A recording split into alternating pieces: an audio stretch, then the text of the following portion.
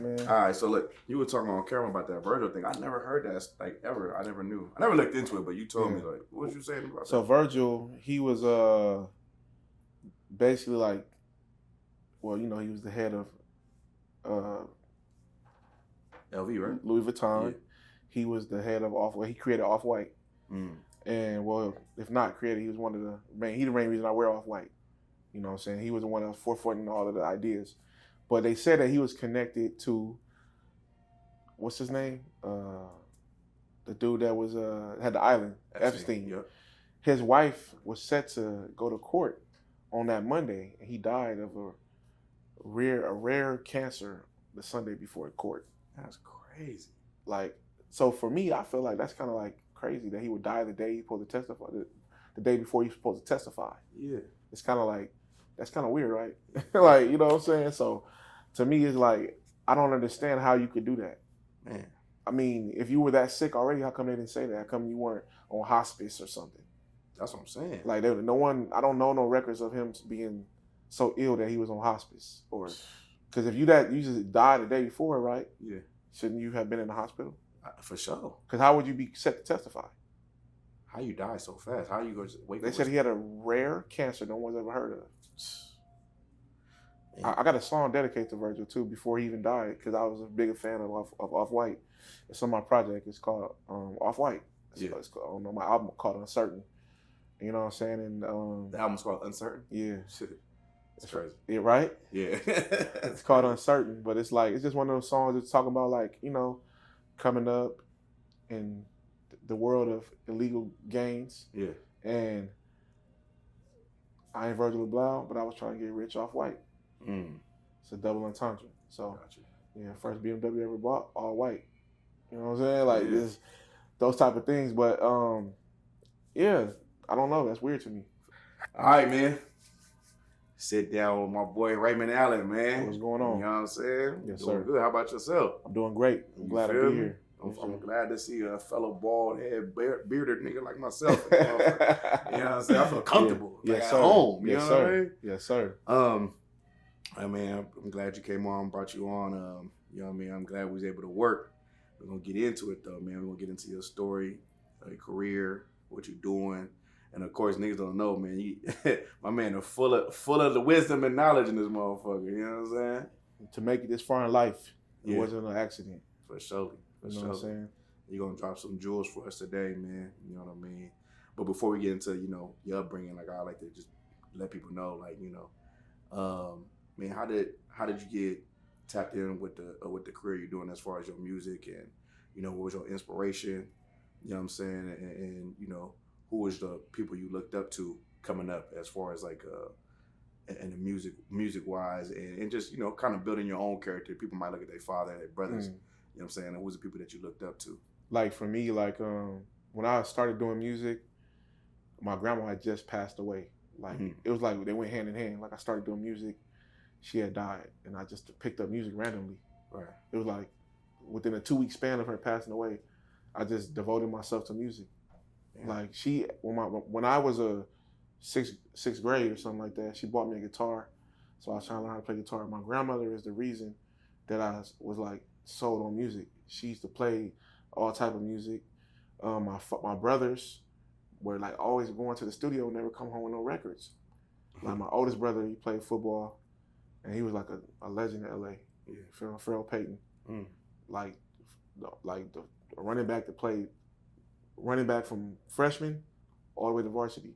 Yeah. He had a college scholarship from every college you can imagine. Yeah. You feel me? So he used to go to college. When he was in college, he would go record songs with his homies, but I never heard him. Right.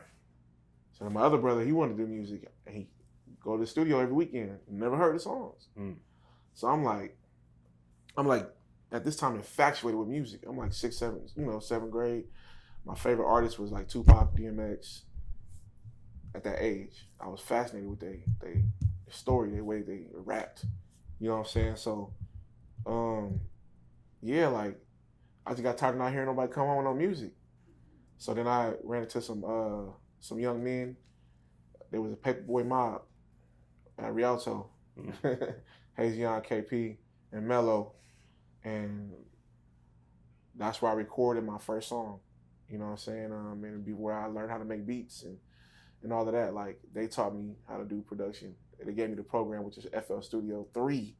We on 25 now. Damn. You know what I'm saying? FL Studio 3, a demo version. I didn't even have a full version. I didn't really know a lot about computers like that. I did, but I really wasn't into it like that. So from that's where I came into my production as a producer. And as an artist, I always was a writer. You know, I used to write poetry and stuff like that. So, and in my childhood, I was infatuated with like all different genres. So when I was a baby, my mama told me at 2 years old I was singing Michael Jackson. Know every word of the song in my crib at 2 years old. That's crazy. So, I mean, it just derives from so many different things. You know what I'm saying? So, yeah, I just really feel like music really like changed my outcome of life. It changed my path because, man, I was there. I'm telling you. That's crazy. So yeah, music is like one of those things that just we can talk about it all day. I love every genre. Every genre offers something different. Yeah, it all come from us. For sure. Yeah. And then like, so you know, you grew up in LA for a little bit. You LA and IE though. For sure. Yeah. Break that down. You know what I'm saying? So like I grew up in the Baldwin Hills Village. Right. You know what I'm saying? Went to Audubon, went to Morrilton pre-K elementary. I went to Hillcrest Elementary, all that. And then we moved out here. So it's like, with that, it was just like, I still go back. Yeah. You know what I'm saying? I still go back and pull up and check in and talk to the family. Not like a check-in like somebody checking me, like check in on my folks. For sure. That's what I think check-in means. Yeah. Check on your folks, make sure everybody good. Yeah. So that's where I came from, and then I moved to the IE, and I've just been here ever since. I represent both of them because I would not be one. I would be nothing without either or. Right. I needed both of them to be who I am today. Right. I've seen experiences. You know? And how many people you know from the IE that got the same story as you, as far as family in LA, whole family here? Tons of them. Right. Tons of them. Everybody. But see, the thing is, when people come out here to the IE or come to the IE, whatever, they feel like they got to hold on to LA because LA is more like legendary. Yeah. It's more known for the culture that we all indulge in somehow, some way, which is the obvious culture. We don't got to, you feel me? So I feel like a lot of times, with that being said, they forget, like, bro, it's okay to be from somewhere else. Like, you can be, I'm from both places. I still go back to Baldwin Hills. I go to the jungles. I still go back. Yeah. You feel me? I pull up randomly and just check on the family. They out there doing community service and helping the less fortunate. That's what we supposed to do. You know what I mean? Right. So, yeah. So I don't know. I don't know what these cats is on. Like, I don't know why they thinking that it's corny to say I'm from the IE or something. Like, nah, it's not corny, bro. Right. If it's your story, it's your story. Yeah. Can't run from it. Can't do. Like, everybody get on. I'm from LA. Like, bro, you've been in IE your whole life. Like, stop the cap. Like, bro. Yeah. I'm just gonna represent both. Right. You feel me? Yeah. So shit, the IE hard too. Bro, it's hard to make it anywhere. Right. You know what I mean? I got to some of my biggest squabbles in the IE. You feel me? Right. I learned a lot of lessons right here. Right. So I'm not deterring. I'm not taking away from nothing. Everything is about experiences and how you grow from them. How you're gonna use those things you've been through to become what you're gonna be. Yeah. It's just that simple. Right. Yes, sir. What part of IE did you grow up in? I grew up in Rialto a little bit. Then I moved to, was it the west side of San Bernardino? I lived off of Muscooby for a little bit. Yeah. And then I moved to the east side of San Bernardino. I lived over there off of 9th and Del Rosa.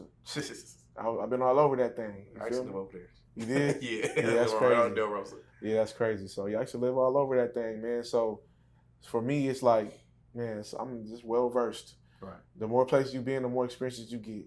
You know what I'm saying? So people make it like a stigma to like go outside the norm. Yeah. Like, nah, bro. That's what we're supposed to do. We're supposed to go around the world, bring back different experiences, sharing with our people that can't go around the world. You feel me? So, yeah. Right. Would you say like your childhood was like a rough one, or how was that coming? Your mother and father in the house, or? Well, man, my childhood, for the most part, it was decent. Yeah. But it was rough. I seen some things that most people wouldn't survive. Some real shit. I seen a lot of things that most people wouldn't overcome. You know, I've been through a lot of things most people wouldn't overcome. My father and my mother, They were married for most of my life, so I know what it's like to be in a 2-parent household. But also my mom and my dad. My dad was the dope man. Mm. He was the ice cream man. I seen it all. My mom was a nurse. You feel me? So I seen it all. I been through shootouts, all that as a young kid. Before 10 years old, I seen it all. Mm. You feel me? Overcome a lot. People don't understand what it's like to be from one place, and when you're from that place, people look at you differently, so they're trying to pick on you. I've been through all of that, man. Every low, every high, I've been there. So as a kid, just coming up, seeing those type of things, and it made me realize, like, dang, like my mom and dad, like, damn. Thinking back now, I remember they didn't ever tell me these stories. I just remember, like the memory of an elephant. Yeah, for real. I remember everything and vivid. I was on the ice cream truck. I seen it. Yeah. Your dad was an ice cream man too? He was the dope man. Yeah, but was you the ice cream man too? Yeah. That's hard. Yeah, he was the ice cream man. There's a few of them. Yeah. He was the ice cream man for sure. Yeah. And it's like, with that being said, it's like, why am I talking? Well, I feel it's old. Yeah. It's like almost 40 years ago. Right. You feel me? Like, that's a long time ago. Right. And my dad, he's still alive. He's still, doing good. Proud of him, Yeah. So, yeah. So, like, in your growing up in the IE, growing up and going back and forth with LA and stuff like that, right? Mm-hmm. Like, what was the things that kept you, like, grounded? You know what I mean? And, because you could have went a lot of different ways. You know what I'm saying, in life. You know what I mean? What you mean? Like, you could have been this super game banger from over here. Oh, man. You could have been, this football, whatever. Yeah. What was the things that kept you, like, grounded or make sure that you didn't want to, go see the worst of shit, I should say? Well, so let's be honest. I did see the worst. Right. I experienced the worst. Mm-hmm. I've been through everything that everybody talking about. I really did it. Yeah. So just imagine whatever that is. I got you. And I overcame it. So that's what I'm saying. Like, life ain't what you go through. It ain't just about what you are presented. It's how you manipulate it to work for you. Okay. I've been all of that. Everything you talking about, I did. I played sports. Yeah. I was banging. I did all of that. Yeah. I'm still here. Right. I'm married. I'm in the right path. I'm in the right lane. See, a lot of people use their circumstances to further they bullshit. I did not do that. Is it okay if I cut? Yeah, for sure. Okay. To further they ill-begotten reasons, I didn't do that. Mm-hmm. I seen everything, bro. I done everything to the maximum, unbelievable quantities of thought processing right now. You probably thinking like, well, just imagine whatever you can imagine. I've been through it. For sure. And I remember we were talking about it though. Yeah. And you was telling me, it's like, we're talking about how, like, the streets being this way. Yeah. You know what I mean? The streets being dead. Yeah. And people talking about, being such a gangster. And that's not gangster. That's not gangster. Right. You go into that because you was talking about like everybody get on the internet talking about where they from and talking about what they like, bro, that's not gangster. Mm-hmm. We supposed to be grown men teaching and crafting the children to be better than us because they are the future to change our outcome. Y'all, I see people throw parties for their kids because they never had that type of party. Right. They're not gonna remember that shit. Do you got a trust account? You got a trust fund for your children? Do they got an LLC? Right. These are the things that are not even in the present mind of the people. Y'all on the internet talking about gangster shit. That ain't gangster, man. Mm. I don't think where I was coming from, like, that would be okay or to be talked about in a vernacular of respect. That's a DP. Right. If you really want to get to it, that ain't nothing to glorify. Why are y'all talking about this in this space of comfort, and then y'all wonder why y'all going to jail and getting these crazy numbers, football numbers, 3-digit though? Why y'all think that's okay? That's corny. I don't respect it. The way I'm talking is coded. Why are we like this? Because, bro, when we were trying to escape from prison and slavery, they used to use braids and cornrows to create escape routes, to get away, to move away from the negativity. So, hold on. Slow down. Yeah. Okay, hold on. Yeah. That was cold. I never heard that right there. You never knew that? I never heard that. You never heard it? You said When people used to braid in hair was used for escape routes. Escape routes. They used to make braids in women's hair. Those were the escape routes. So when you see all these crazy designs, those are how they was cut. You feel me? And what they would do, they would put grains of rice in their hair for survival. They could eat that later. I'm trying to tell you, they would put grains of rice and beans in their hair. For real. That was a good game, right? So what I'm saying, the reason I'm telling you that is like, we supposed to use the instruments that we have to be free. Right. Not to go back into it and revert into it. Now, if you in it and you trying to do something, I respect you. But if you in it and you glorifying the foolishness that keep us locked and keep us detoured, I'm not rocking with you. I don't care where you from. You could be from where I grew up at. I'm not rocking with you. I don't stand for foolishness. You feel me? And I die behind that. Yeah. A lot of these men ain't men, they cowards. They tuck their tail. And I'm not with that. I stand on it, and I stand on what I believe in. That's why I stand alone. You don't see a bunch of people with me. Yeah. Because they're not gonna do what I'm gonna do. They're not willing to. I've been through all of that already. I don't want around a bunch of yes men around me. People used to tell me certain things that made me feel like, okay, but there was yes men. I don't need that around me. What was the thing you coined that you told me about the other day? Which one? You said oh yeah. My trademark term. Yeah. If you can't grow with me if you don't grow with me, because the only thing that don't grow is a dead tree. Yeah, right. Yeah, that was hard. Yeah. Yeah. If you can't go with me, if you can't grow with me, we growing together. You feel me? Change. That's all it means. Evolution. To grow, to get better, to get wiser. Age is not age. Age is level. We're leveling up every year. And between those levels and between that capsule that you create, it's up to you. So let me ask you this though, right? Yes, sir. So like, we was talking about being on the grid and off the grid. Yes, sir. What's your mental when you go on the grid at this age? Like as an adult, like for me. And can you explain what on the grid is? Okay, so on the grid is like in bounds of the culture. The culture is like gangbang culture, whatever. When you're on the grid, you're inside of the certain freeways. That's the grid, because that's why they designed it that way anyway. It's hard to get away. LA got the most traffic. You got to know how to move around. So long story short, I had ran into a dude that was from a certain neighborhood, and we were outside the grid, outside the 405, on the outside of it. So we chopping it up, and we just happened to be from somewhere. And the reason I'm decoding it like that, because it don't matter. You know what I'm saying? I don't want to even...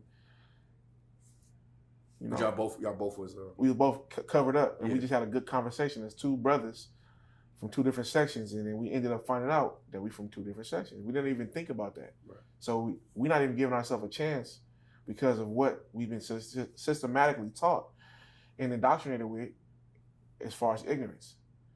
You know what I'm saying? And it just keeps passing on down. But if you give a person a chance to operate, they'll go outside the norm. So me and him, this dude having a conversation outside the grid. We had Chick-fil-A in the morning one time, and I ended up paying for all of his stuff because it didn't matter. I'm just showing him like, bro, we brothers, and they only gonna let us take one order, so I'll just pay for it. I got a credit card. You only got cash. I'll just pay for it. Don't worry about it. And he was like, for real? I'm like, I swear, no problem. I never checked the receipt. It don't matter.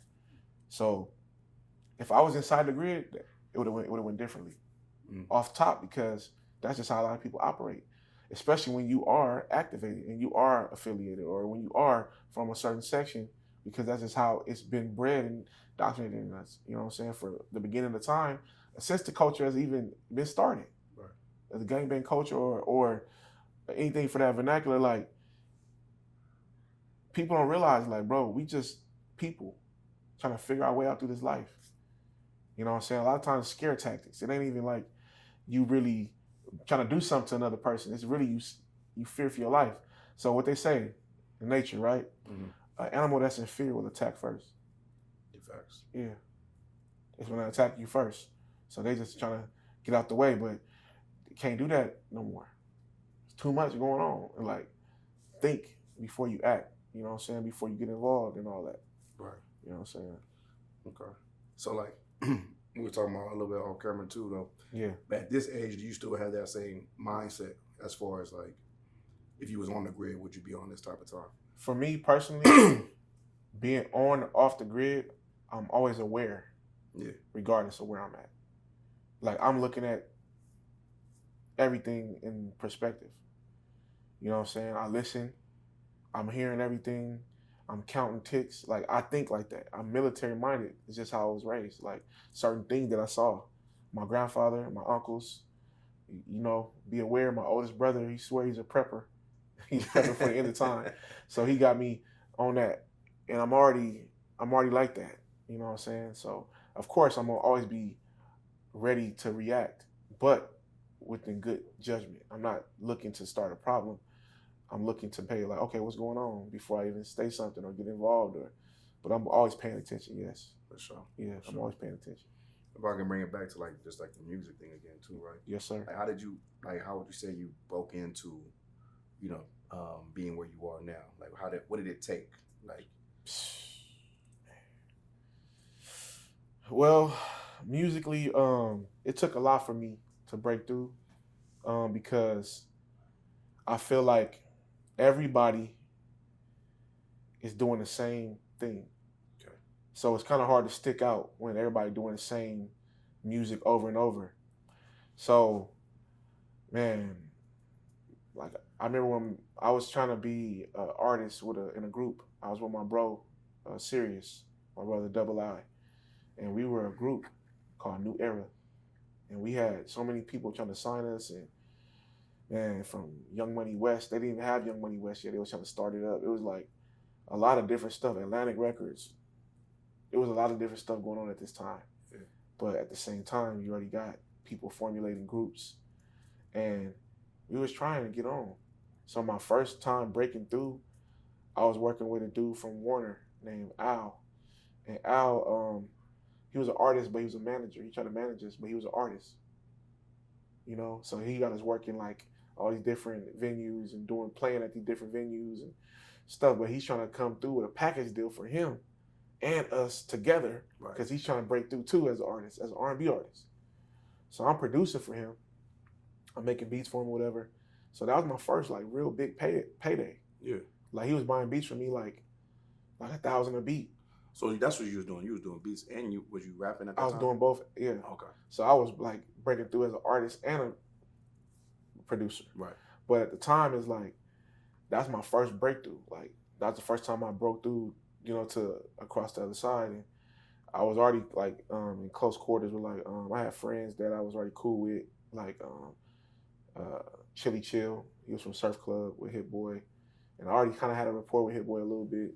Yeah, Hit Boy was from out here too a little bit. Yeah, right? like I met him like on MySpace. And Schoolboy Q too. I had reached out to Schoolboy Q because he was like rapping, but he was on like MySpace, but he was like playing football, and we just like chopping it up on there.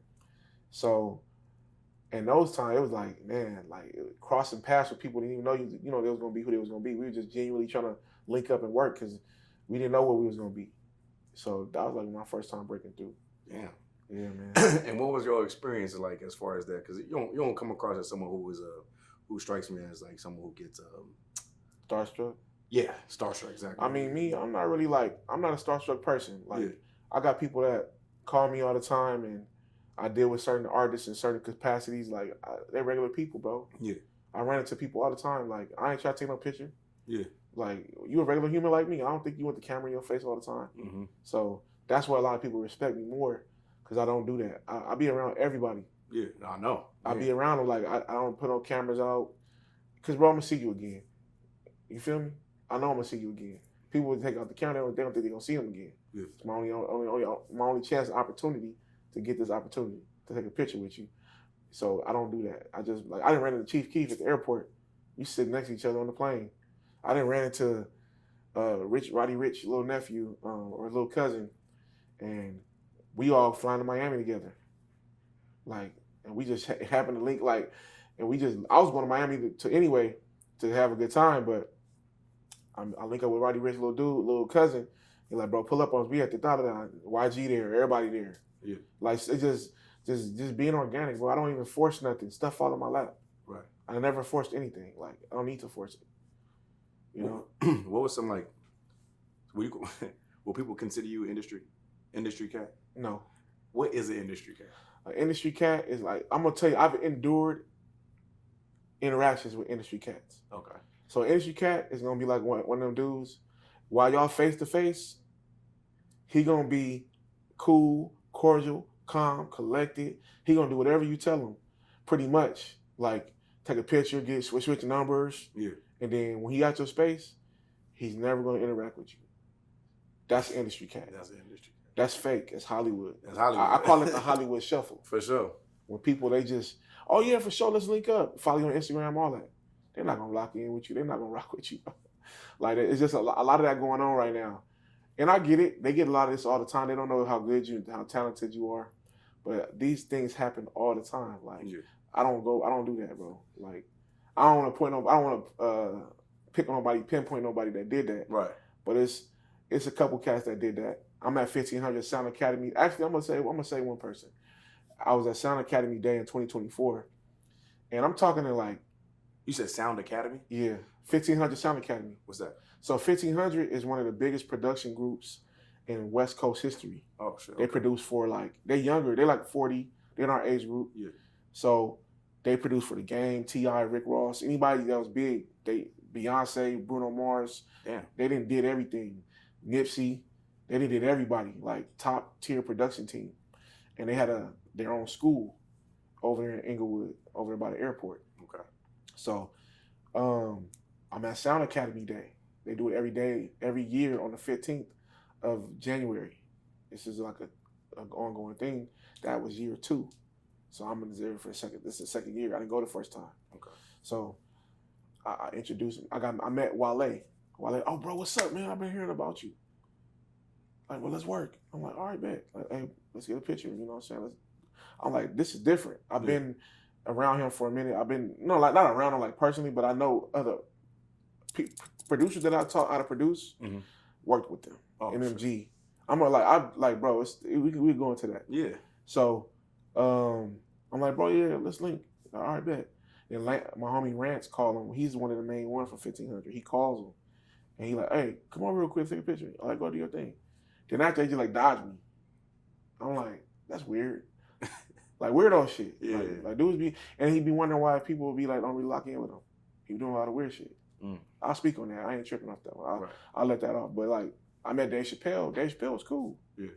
Bro, we talked for like 30 minutes. Yeah. Like, bro, I rock with you, bro. I've been hearing you, bro. Keep going. One of my songs that I haven't released yet is called Blame Me. It's basically talking about the reason that I am receiving the short end of the stick some of the times because I'm such a good person. I should blame myself, take accountability. Damn. Blame me. Don't blame nobody else. Blame myself.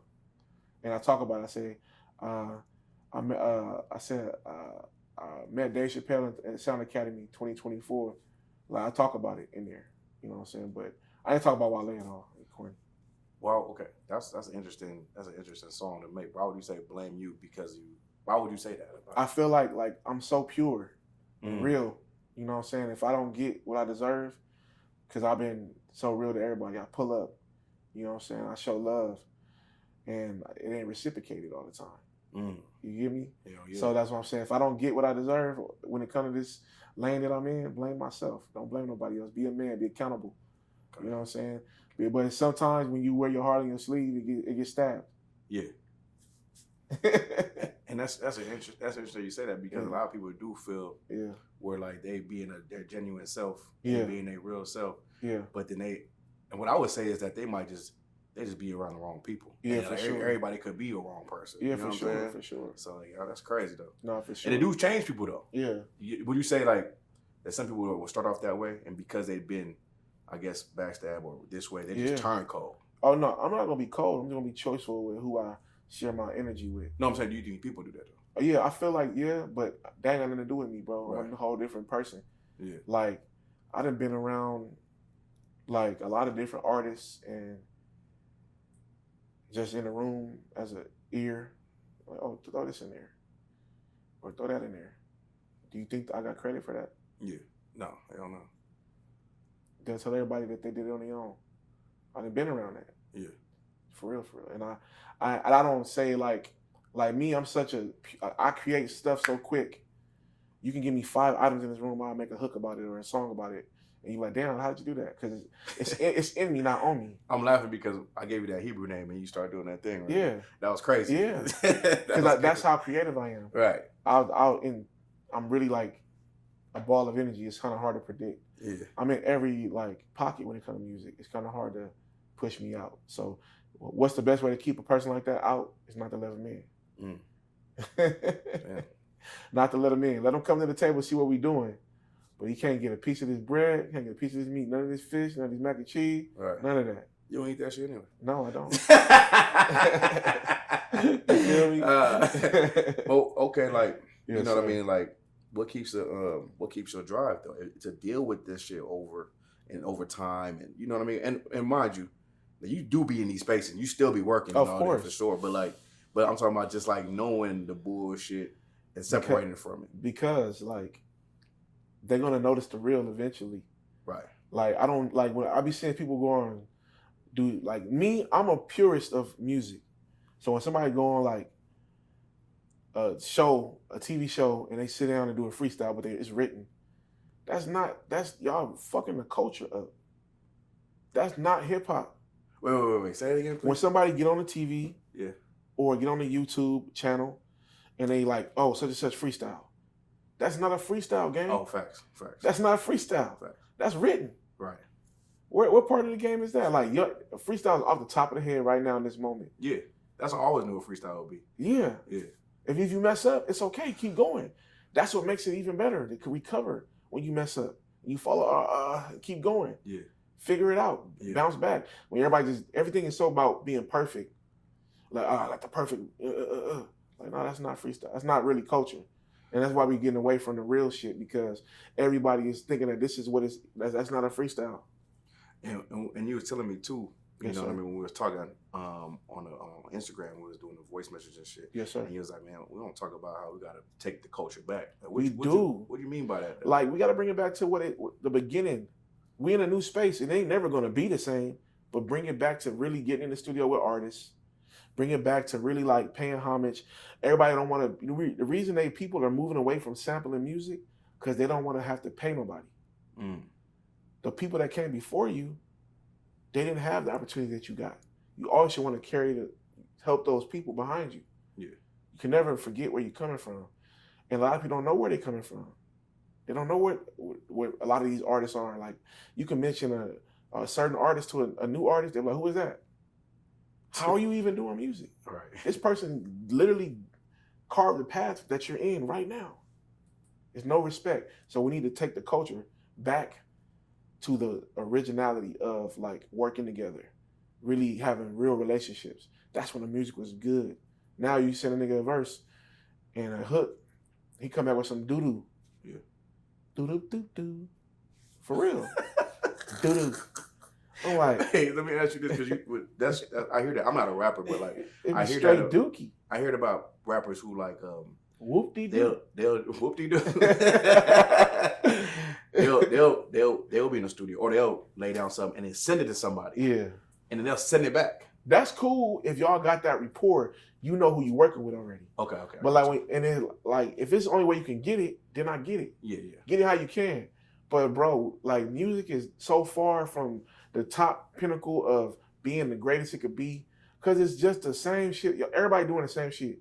I did a show August 8th, and an artist, I had a show, like a big show. Yeah. And it's one artist, all the songs sound the same. Now, don't take away from his talent. He was singing. It was 2 artists that did that. One of them was like, all his beats sound like Detroit beats. I'm like, every beat? Yeah. And he's rapping on all of them. He ain't even got no hooks. He just rapping straight through, like freestyles. Right. What they call it today. The other dude, his songs just like, he was talented, but I feel like he need more people in there. And I gotta say it because it's only gonna make it real. Bro was like, every song was about sex. I'm like, bro, come on, bro. It was like, not no, like, nothing pleasing to the ears. It was like vulgar. Hella vulgar. Yeah. Every song. Yeah. I'm like, ain't nobody getting this much pussy. I'm like, yo, what's wrong with this nigga, man? Every song?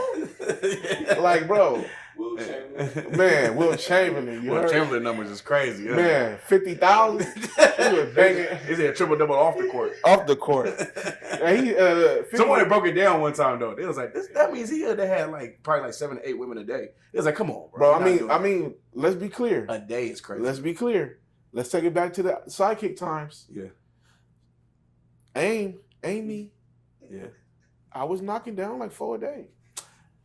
Okay, that stops though. Yeah. After a month, maybe. No. A year. Maybe a year. Yeah. Maybe a year. I was knocking down shit like 4 so this a day. nigga was talking about like 10 plus 20 years though. Well, Chamberlain I'm talking about. That's why that sound ridiculous. Yeah, bro. Back then, my mentality was gone. Yeah. I was gone. Because I had a homie that was like, man, he was on some whole other stuff. I ain't gonna put him out there.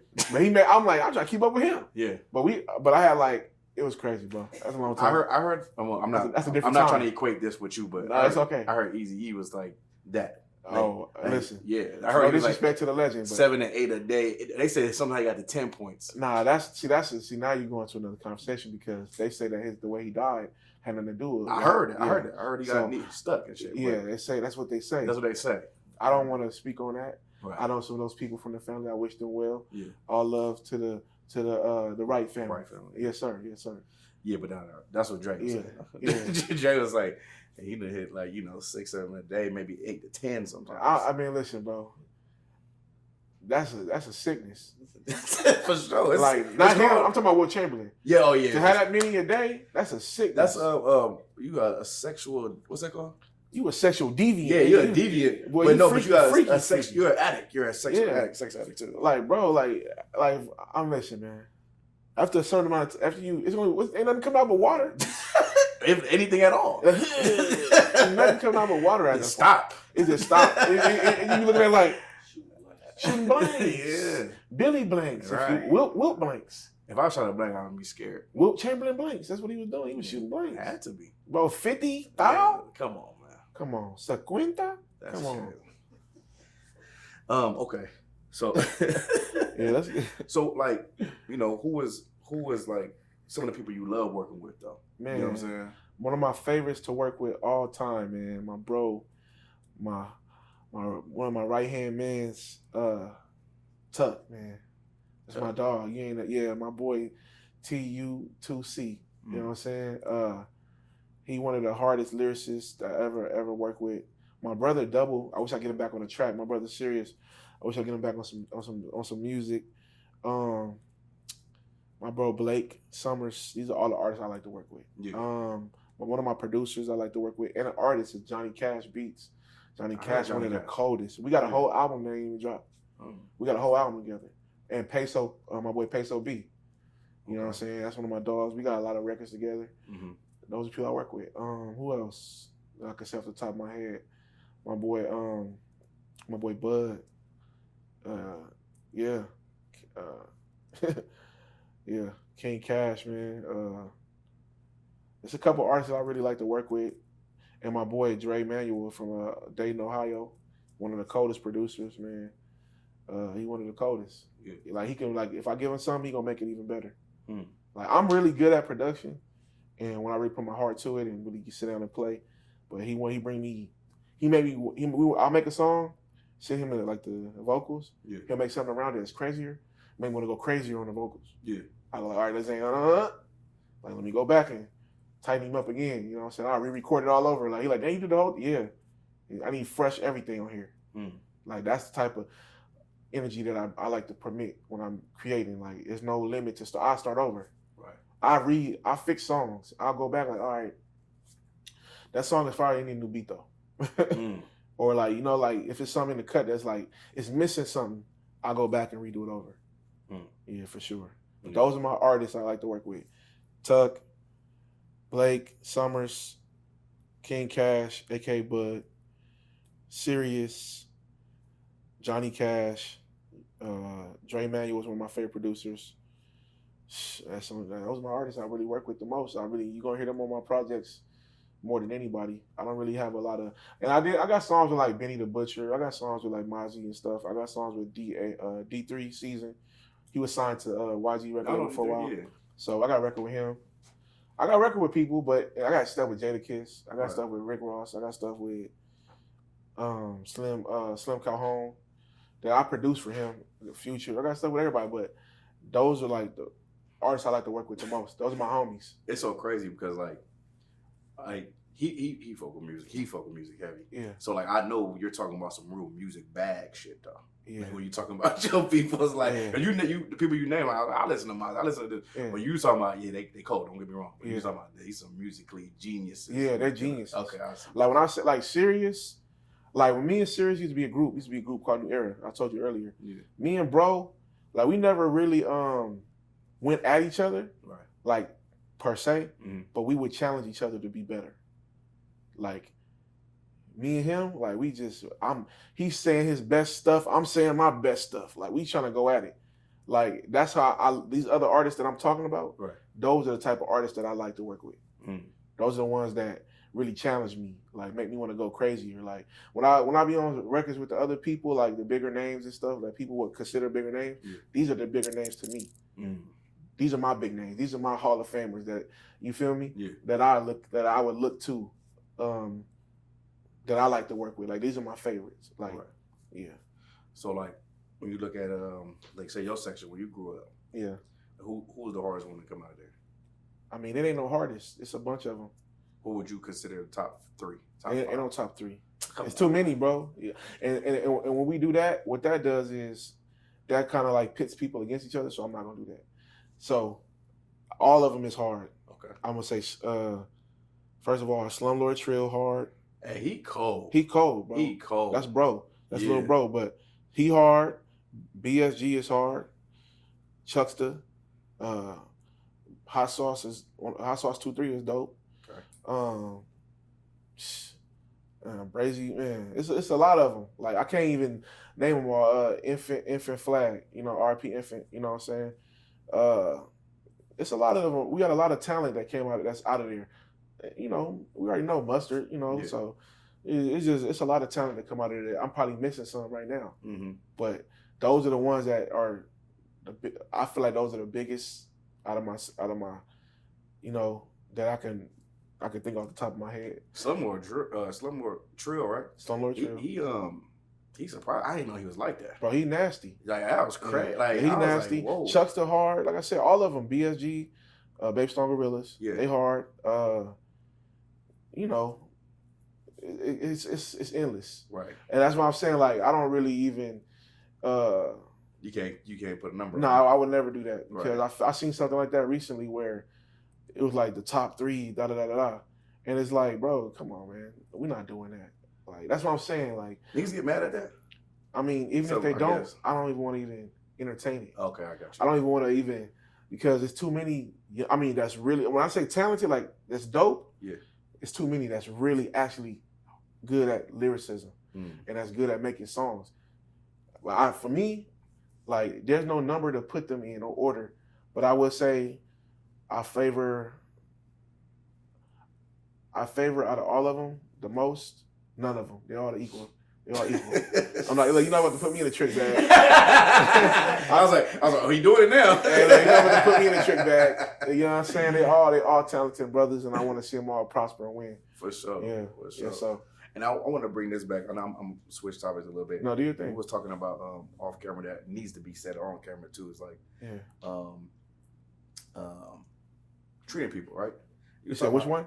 How do you treat people? Yeah. So because you were saying like you don't know what this person went through, so you got to make sure that you're a certain way at all times because especially you was talking about man, I ain't no coward, it's whatever, but at the same time treating people and it is a characteristic of yours that you definitely have. Yeah, no, for sure. Like I'll give you a great story. This is a perfect time. I'm glad we're recording this. Okay. I remember one day, bro, I was doing so well in life, and I was looking back at like everything. I was in our car and I was at the gas station, and I'm sitting there looking at my phone, and I was in a Bentley GT Spur. You know what I'm saying? Damn. Flying Spur. I'm sitting at the gas station. It's early in the morning. At the time I was dating a girl. I just left her house, and I went to the gas station. I'm finna get my hair cut, You feel me? This is one of them days I'm finna go do it. You know what I'm saying? And I'm like 21, 22, maybe 21. And I'm in this black Bentley, and some dude walking up and knocking on the glass like, "Excuse me, sir. I just want to get something to eat." I said, "All right, come on." Now, mind you, I don't value materialism like other people. Yeah. Don't get it twisted. I know I'm gleaming right now. But what I'm saying is I can decipher the difference. For sure. So the guy walks up I'm like, "Yeah, I got you, bro. What you want to eat?" He was like, "What you mean?" "I just want to get some money." I'm like, you hungry? What you want? I'll buy you whatever you want. And he was like, "I want some McDonald's." I said, "All right, bet. Get in the car." He said, "You want me to get in?" I said, "Get in." You see what I'm saying? Yeah. I don't treat him less different because he's in a bad position. Mm-hmm. I never, ever did that to nobody. Right. And then what I had to realize, too, what we were talking about earlier was, and I'm going to go back to the story. For sure. But you never know what a person is going through in life. You never know what they are experiencing or have experienced before you encounter their energy. So these are encounters. Like, you get to be in somebody's personal bubble, a space, whether you're at their workplace or y'all bump into each other on the street. And a person may have lost their parent and they still have to come to work. You don't even know what they're experiencing, what they're going through. So you don't know, the thing you say to them might tip them off. And I feel like with us, as a culture, as a whole, as a people, we be so quick to judge others. Like, "Oh, this mother, they messing my food or they doing this." Hey, give them some grace. You never know when you may be in that space or predicament where you may need that same grace. Right. And somebody to give a little slack on the belt to you because things are a little tight right now. You know what I'm saying? So just give grace. You feel me? So I find out in our culture, bro, we crucial on each other. We give everybody else slack but each other.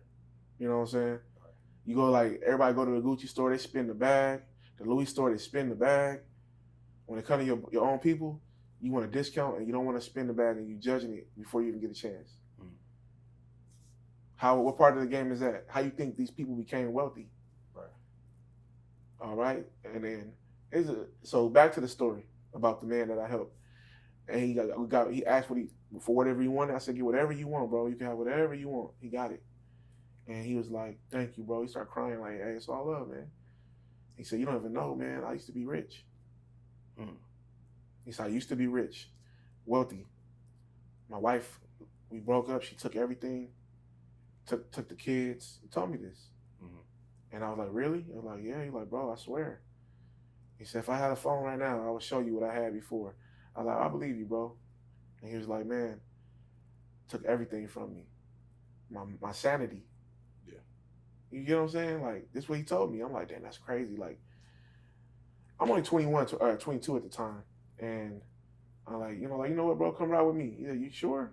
Like, bro, come on. Took him, got a haircut, got his feet done. Took him to the gym so he could get a shower. This is my mind frame at that age. Right. Even though my time was, at the time, I didn't have nothing to do. Right. I was probably about to do the same thing anyway. So I just took him with me. And by the end of the day, man, his name was Walt. Walt, if you out there, bro, it's much love, bro. Hope you're doing well. Hope you're still out, hope you bounce back, bro. Walt, bro, I'll never forget, bro. For real.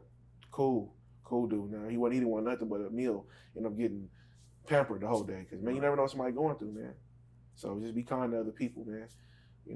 Shit, that might have given him some motivation to get on his feet. Yeah. He's like, man, I hope it did because it motivated me to, like, at the moment, I probably thought I was going through something tumultuous or whatever. Yeah. Or a moment of despair, and somebody's always going through something worse than you. Facts.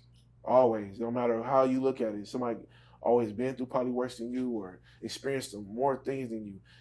Even if you think what you thought you went through was the worst thing you could go through, and somebody went through something worse. Right. You ever seen a burn victim with no eyelids? Yeah. I'm just saying. It's man, you seen a person with no leg, and you running around here not doing your best on 2 feet. Right. And they trying to figure out how to make it on 1 foot. Yeah. So it's like, it's always somebody doing worse. I seen a motherfucker with no arms, no legs, and ain't showing a morning routine. I said, God damn. Come on. Shit Come crazy. on, just imagine. And all you doing around here is beating your meat. Right. Sitting around, choking that chicken. This person wish he could just brush his teeth. He got to put his toothbrush in his neck and play like a violin. It sounds crazy though, right? For real though. But it's real stuff. Yeah. So we got to be more appreciative of what we have and use it. Being appreciative ain't just like, thank God I got this stuff. Like, nah, really put it to use. Right. How can you make it work for you, for real, for real? Mm-hmm. So that's what it really comes down to. You know what I mean? What would you say you gain most of your life experience? I know you niggas got to live to learn experience, but like you experience. How do you experience people? Because you taking a lot. You know what I'm saying? Like, I know that you taking a lot. You look at things differently. You know what I'm saying? You were telling me earlier about how this cat taught you how to clear your pineal gland? Pineal gland in your mind. Yes, right? sir. It was a dude named Craig. But see, it's because I had problems with myself that I didn't even recognize. Okay. So how did I find this person? I was in a place that I shouldn't have been, but I was supposed to be there. I was playing poker. I like to play poker. And I was in the poker room, and Craig, the guy I'm talking about, he passed away due to COVID. But Craig, he was like an Irish dude. He was cool. Yeah. And he was the floorman of the poker room. So they had different shifts, and he was on, I forgot what shift it was on. But he always seen me, he always talked to me, we always had a good rapport. And dude was so solid and always gave good information. So one day I was talking about something, and it just came about. He said, you want to ever, clear your mind, clear your pineal gland. I said, how do you do that? Yeah, decalcinate it, decalcify it, whatever. I said, okay. And he showed me how. He's like, basically, you just do this and do that, and for 30 seconds, don't do it more than 3 times, because your brain will start ringing and you have a headache, because you'll take too much calcium off of it. I'm like, wow, that's crazy. I never knew that. So yeah, like stuff like that, bro. Like, for me, I feel like we just don't really realize, like, man, like when you get gems, you got to hold on to them and use them and apply them in life and share them with others. And you said, what was the question completely? So how do you experience people? Like, how do I experience people? Yeah. I mean, it just depends. It just all depends. Like, if it's organic or if it's not gonna be, I'm not gonna force it. Right. I'm not gonna force it. Yeah. But if it's organic, then I'll take it and heave of what it is. I'm not gonna force a relationship or a friendship or anything of that nature, because I've already seen a lot. I've already dealt with. I've waited for people to do something that I thought they were gonna do and didn't do it. Like a person, like, hey, can you do this for me? All right, I got you. They won't even. If you don't say nothing, they're not gonna say nothing. Like, I'm done with that. I'm done with that. You can't do that to me no more. Yeah. You know what I'm saying? Like, man, I got a homie right now owe me $100. Yeah. But I'm not really pressing him. But you made the bet on Canelo. Canelo got that ass beat up. I need my cheese. You know what I'm saying? Right. I need my cheese with cheese on top of the cheese, please. Come on. And I'll be cheesing. All right. I'm glad you brought up cheese. Yeah. There's some certain things you don't eat. Yeah. You know what I'm saying? You was telling us before the camera and shit to me the other day too. Like, of course, like you done restarted your vegan journey, right? Yeah, but let's be clear. The real vegan journey continue. What's the real vegan journey? Like, I'm not just eating a bunch of bread to substitute the meat. Okay, for sure. Real vegetables though. Okay. Raw veganism. Okay. That's what I'm stepping back into little by little. And I still do eat cheese. Okay. I eat egg. Is it vegan cheese or? No, I eat egg. Okay. And I still eat stuff like that, but I'm not eating the hard meat no more. Oh, okay. No Diddy. No Epstein. No Epstein. No Weinstein either. Weinstein either. Right, yeah, we gotta stop putting our brother on the railroad. Cut that little Diddy part out. Come on, bro. He did some wild shit though. Yeah, who? Diddy. Hey man, that's on him. Being a freak ain't a crime. Though. I know, but that was crazy. That ain't none of my business. Right. Look, that ain't none of my business. Hey, that's none of my business. Being a freak ain't a crime. That ain't a crime. See, I mean, allegedly. I mean, now I guess it is. That was crazy though. I guess it is now. Yeah. When you black and you a freak. They ain't talk about what Epstein and Trump and them was doing though. Nah, they never gonna talk about that. They probably got some real shit. Man, they got some deep, dark secrets. Come on, man. We could talk about it, but I don't if you want to. Hell yeah, but I want to talk about this chicken first. Go ahead. And then we're gonna get to that. So, tell me, okay, so you're not eating the. Well, you was telling me you was like, man, that beef is cool, certain beef. Yeah. But like the chicken, you said stay the hell away from chicken. Stay away from chicken. Okay, what did you experience with the chicken again? Chicken is a prison bird. Okay. They gonna get on. Need I say more? They gonna get on you in these comments, but that's perfect. Chicken is a jail bird. Okay. Because it can't fly. Of course. I mean, it can fly, but it don't go nowhere. It can fly a little bit. No, it don't go. It ain't gonna go far. No. So see, a chicken is a bird that don't go nowhere. You're not supposed. I mean, you're not supposed to eat nothing that don't maintain flight. Okay. Allegedly, that's what I heard. Allegedly. But at the turkey too, then. Nothing turkey, none of that. Ostrich, none of that. None of that. I ain't no ostrich. Me neither. But them, that's some big meat. No Diddy. No Epstein. No Weinstein. Pause. Tell me about the smell that you had about this cow, though. So I was up in Wisconsin one time, and I was handling some business, and it was just, I went into this warehouse, and it was like this smell, like I couldn't hold it. Like I was like, bro, what's that smell? I'm delivering copper citrate or something like that, or sulfate or copper something. Yeah. And that's what they put in the feed of the cow. Yeah. It was so listen, the smell was so rank, you wouldn't have been able to last in there for like not even 2 minutes. Damn. And that's what they feed in the cow? I said, oh, I'm done. Y'all cooked it for me. It's over with. Sheesh. It's finito. They was putting it in the cow. That they making the food that they feed the cow with these minerals. Oh, I got you. And it smelled that bad. It smelled like a dead body. It smelled like worse than that. Damn. It smelled worse. It smelled like one dead. It smelled like 10 dead bodies. Damn. In a room, and it's hot, warm in there. Ugh. There's a bunch of flies in there. Nah, it wasn't no flies. Oh. What? It was just a room where it's like a warehouse where they store. Yeah. This is not even the stuff. This is not even where they making the stuff. This is just where they store the minerals. Right. So just imagine what it smell like when it's all. Listen, don't eat that, man. You can do what you want with your body, but I'm telling you, man, I'm done. Okay. I'm done. Finished. It's so many different things we could put in our bodies. There's 3 or 4 or 5 meats that we continue to eat. There's 500 plants or 5,000 plants we can eat. Okay. I'm done. Even cows don't eat meat. Yeah, cows don't eat meat. They eat grass. They say, why they fat? Because, bro, the cows are women. So cows are always pregnant to keep milk. That's why they're always fat. Make it make sense. I can make it. Nah, I hear you. So, with the chicken. Yeah. So with chicken. No, I was about to go to the fish. You said the chicken. Oh. You didn't break it down, chicken, though. Let me break it down. So with chicken is a prison bird. Boom. But the way they kill the chicken, they just cutting them up the middle with all the guts and intestines. So they dookie on the chicken. Yeah. And then they when they make chicken nuggets. Yeah, I know about that. All right, we don't got to talk about that, right? That's not good, right? All of it's bone, it's everything. They just grind it up. Yeah. And you put some cornstarch on it because that's what make it that look. Yeah. And they just frying them. But chicken is nasty, bro. Chicken be like it's full of hormones. It's full of all these different things. It's prepared nasty because it tastes good. It's prepared disgusting. Okay. So we're not supposed to eat that, bro. That's not for our body. And especially us as melanated people. Yeah. We gotta stop saying black. Black is a bad word. Then that's different. You prepare yours differently. Okay. But I still wouldn't eat the chicken because the chicken is not a good bird. But growing your own chicken probably be the best. That'd be the best way to do it. If you're gonna indulge, do it like that, like what he said. But I'm cool. All right. So tell me about this fish though. So fish, right? Fish crazy, right? Yeah. Fish is in the ocean. It's a wide body of ocean. They're like, oh, for fish, it's in the ocean and it's good because it's filtrating and the ocean clean itself. Nigga, what? If you see cruise ships, right? Yeah.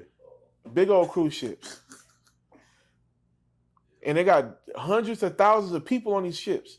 What do you think the dookie and the PP going? Yeah. Into the ocean? Did you not think that? Right? Oil be in the ocean. Yeah. From like tankers and stuff. They be blowing up all the time. For sure. Yeah, we don't off the coast to go off Mexico, all of that. Where y'all think they getting these fish from? It's another ocean that we don't know about? It's the hidden Latin Ocean? Atlantic? They didn't hit it? It's all from the same place. So we eating, and then the fish is living in these things, in these bodies of water, right, for thousands and days at a time. So all this dookie and all this pee is in their DNA now. Hello? Yeah. And man, come on. So you said when you go get the fish, why it smell like that then? Oh, fish don't. Well, you know, we was talking about that. Yeah, my homie Cito is a fisherman. Right, that's what you was talking about the other day. That's funny, huh? Yeah. Okay. Cito is a fisherman, and he always shout out my brother Cito. He's a fisherman, and he always put on the camera, like when they fishing, he tell you what type of fish is salmon. They have different types of salmon. They have a salmon with like small markings, and they have salmon with circles, but they're big markings. Yeah. And he said, bro, the fish don't even have a smell. When they're fresh, they don't have a smell. It's because they freeze them. So what happens when you freeze it? Yeah, and all that shit gets stuck in them. Yeah. Yeah. Bro, fish don't have a smell. So when a woman smell fishy, don't do it. Stay. Keep away from that. Because fish don't got a smell. And we've been taught to think that fish got a smell. Fish don't got a smell. That's crazy. They don't. Fresh fish don't got a smell. It's because it's been frozen. Yeah. Yeah. And then they uncook, they unfreeze it. I hear you. So you cool on fish, bro. I'm cool on all of that. It's nothing you could tell me right now. Be like, oh, I grew my own fish. All right, cool. You can they got tilapia farms. I know. And salmon farms, but like they feed them farm raised. Yeah. So what they put in the food, and we probably not eat that neither. Corn. They feed corn. Yeah. Corn ain't good for us. Corn create mucus. Doesn't break down. Corn create mucus. Chicken make mucus in your body too. That's another reason you're supposed to eat chicken. It make mucus. Like right now, like I've been fasting. I don't feel nothing. Ever since we talked, I've literally just ate steak. Really? Yesterday you asked me, what you about to get? What'd I say? A steak. Just because I'm like, hold on, bro. Yeah. Like, you did your research though. You didn't just let nobody tell you nothing, right? Yeah, no, I'ma still eat chicken. But That's I'm fine. just saying. But you just thinking about it, huh? Yeah. I'm like, I don't want to think about it. Like if I eat meat, it's gonna be lamb chop. It's gonna be veal. It's gonna be mutton. Like, all right, before I told you that day, you did not know your blood type, did you? No, I didn't. Okay. Now you know your blood type. You know what you gotta look up alkaline diet for my blood type. Yeah. Okay. So whatever your blood type is, you said it was type A. Type A. Yeah. You look up alkaline diet for type A blood type. Right. And it's gonna pull up what you could eat. So that's what we're supposed to do, bro. We're divine energy. Our body is not regular. You ever seen a movie? It was a show called Luke, Marvel, and he was fighting against that Jamaican dude, and he was taking that drug, that purple stuff. Do you know that stuff is real? What are you talking about? It's called nightshade. Oh, okay. In the show, it's a real plant. Vibranium, whatever they want to call it in Black Panther, that's a real plant. Yeah, no, it wasn't vibranium, but I know what you're talking about. Vibranium is in Black Panther. Yeah, vibranium was in it, but the purple potion they had was called something else though. Yeah, but I know what you're talking about. But it was drinking it, vibranium. Yeah. Oh, they were drinking it. Was vibranium? Yeah, man. The purple potion was called vibranium, I don't think. Okay, well, but the vibranium is what they had in the area. Okay, vibranium was what they was making the stuff he was drinking. No, or maybe I don't know. Okay, well look, the flower. Yeah, it's a flower. It's a purple flower. Yeah. That flower actually exists. That's not the vibranium. That's the flower. Yeah, vibranium ain't real, but the potion. Vibranium is real. It's just it's named different. Yeah. It's called nightshade. Hold on. Really, we gotta look this up. I'm gonna fact check that, Joe. Fact check it. It's a real flower. It's a real flower. No, I believe the flower part. That flower does those things. Oh, okay. That's why every movie got a little bit of truth in it. Yeah. I might sound crazy right now, but. You good. No, but seriously though, so yeah, like with that whole situation, it's like, man, what you put in is what you get out, man. Right. So I'm just trying to be better, bro. I'm just trying to do better. Like at the end of this life, when I'm done with this life, I want to how many people did I help? Right. How many people did I change effectively in a positive manner? That's what it's really about. Everybody want to talk about the end and after this and all of that. Like that's cool, but let's talk about how many people did you affect positively.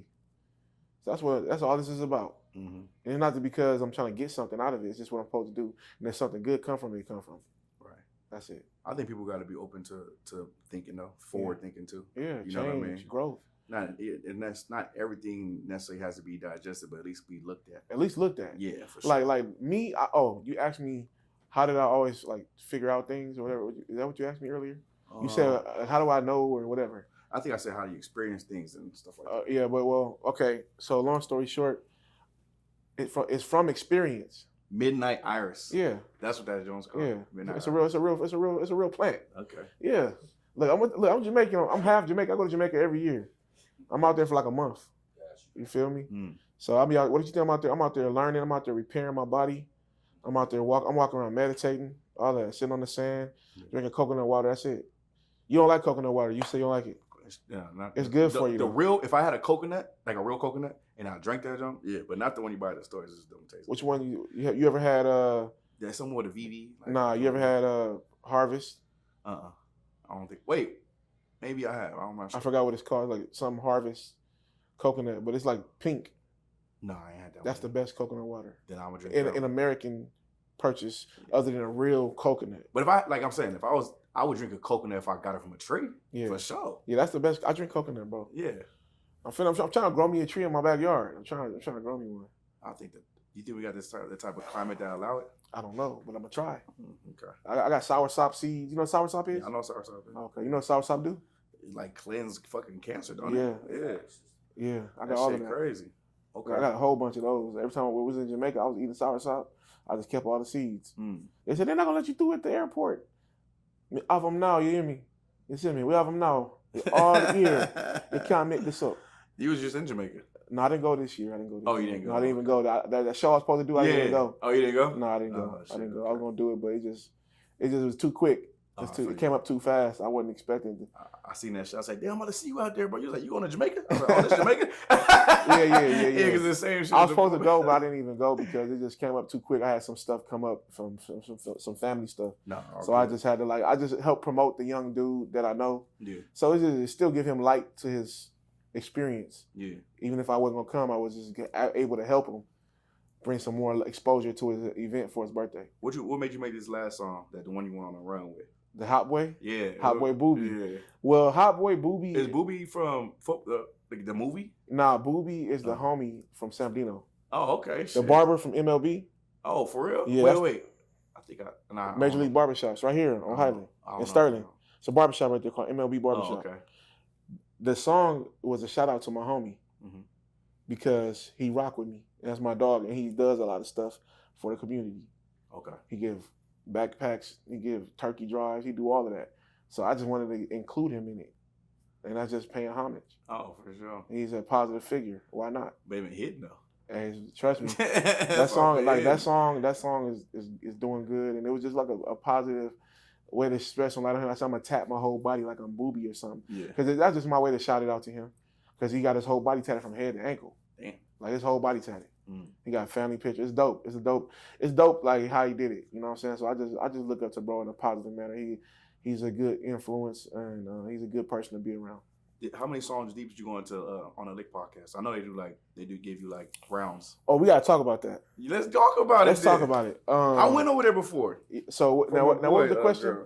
What was the question? How many songs deep did you go into that Lick podcast? I know you gotta do a song each round. Well, I never made it past the first round. For real? Nah. So the shit that you showed? Nah. They picked the other person? Yeah. You lying. I swear. Well, I mean, who was the other person though? I don't remember the young gentleman's name. I'm real cordial. I'm gonna keep it real. I'm gonna keep it peak. That shit went crazy though. Yeah, I know. Everybody look. That's wild. So look. So the first time I went, I didn't win, which is fine. I didn't really trip. I got the footage to promote my song. It was exposure. Yeah, I'm not even tripping. Right. I don't even care. And it was cool, but the dude, Chocolate Uno was there. He was a host that day. Okay. So I rock with bro. He cool. He tapped in with me afterward, like, bro, your song was fire. Mm-hmm. Even though they picked the other song, it don't bother me. You're all right. I know for sure, like, I'm not tripping. Like, it's cool. I appreciate the opportunity. So the first time I didn't make it past the first round. Second time I didn't make it past the first round either. My first round. Yeah. So, but the thing about this, the thing about it was the second time I went to perform, Pusha Rod was supposed to be there. The homie Pusha Rod was there, but he had to leave due to whatever circumstances, you know.